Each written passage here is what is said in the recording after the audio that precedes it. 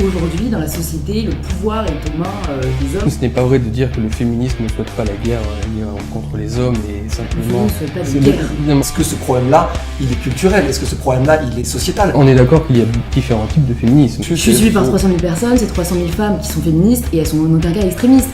Je vous explique tout ça en fin de vidéo. Mais en attendant, on peut lancer le super... Le super quoi? Le super quoi? Ouais, y a personne qui me répond. Le super générique. C'est parti. Hey, ils sont là!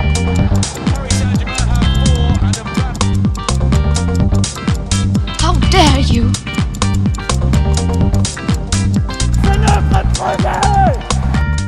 L'actu pressée. Cette semaine, comme la semaine dernière, on a encore beaucoup trop parlé du coronavirus.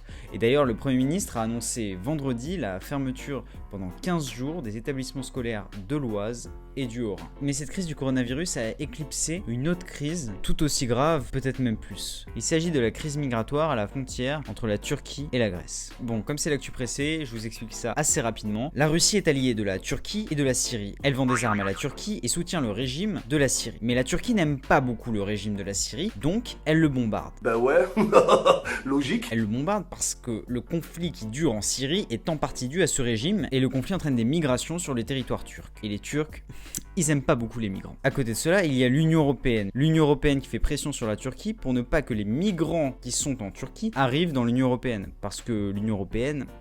elle aime pas beaucoup les migrants. Mais donc, quand la Turquie décide de bombarder le régime syrien et que le régime syrien en contrepartie tue une trentaine de soldats turcs, selon la Turquie, et que l'Union Européenne ne décide pas d'apporter son soutien anti à Erdogan, le chef de la Turquie, qui perd patience et libère les migrants qu'elle détenait en contrepartie de sommes d'argent versées par l'Union Européenne. Enfin, elle les libère, elle annonce ouvrir sa frontière de manière unilatérale. De fait, un afflux de migrants est arrivé sur les côtes grecques alors que les Grecs n'étaient pas du tout préparés et au courant. Et de là s'en est suivi des images assez insoutenable.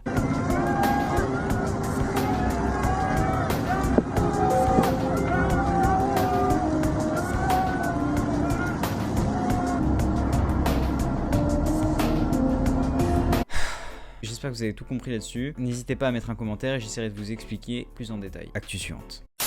Bon, et puis vu qu'il faut quand même que je vous parle du coronavirus, je suis tombé sur un article publié par Vice France sur Instagram qui disait que le coronavirus était en trending topic sur Pornhub. Qui suis-je pour juger? Chacun son délire. Après, cette actualité digne d'un journaliste d'investigation peut passer à l'actu suivante.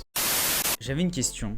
Est-ce que ça vous est déjà arrivé de, comme ça, dépenser à peu près, je dirais, 500 millions d'euros, comme ça, pour rien, juste parce que vous aviez un rêve, mais vous vous disiez, allez, j'y vais, j'y crois. Est-ce que ça vous est déjà arrivé? Bah, il y en a un qui s'est arrivé cette semaine, c'est Michael Bloomberg, candidat à la primaire démocrate. Enfin, désormais, il ne l'est plus vu qu'il a perdu.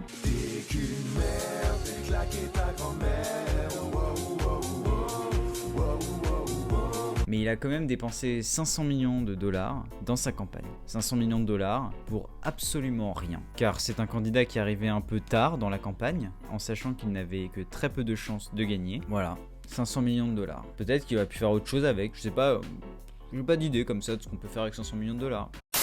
Dernière actu de la semaine, et c'est aujourd'hui que ça se déroule, c'est la journée internationale pour la lutte des droits des femmes. Journée très importante, car encore aujourd'hui, de nombreuses inégalités persistent entre les hommes et les femmes. Et pour moi, le féminisme est une cause essentielle et nécessaire dans nos sociétés. Mais ce n'est pas l'avis de tout le monde, et c'est pour ça qu'on a organisé un débat au crayon sur le féminisme, avec Louise Aubéry qui gère le compte Instagram à presque 300 000 abonnés My Better Self, et avec Julien Rochdy, écrivain et conférencier, qui s'oppose notamment à une certaine vision du féminisme. Pour suivre ce débat, je vous donne rendez-vous sur notre chaîne YouTube lundi à 17h. Et si vous voulez plus d'exclus ainsi qu'une vidéo plus complète, vous la retrouverez sur notre application. Retenez bien, c'est lundi à 17h.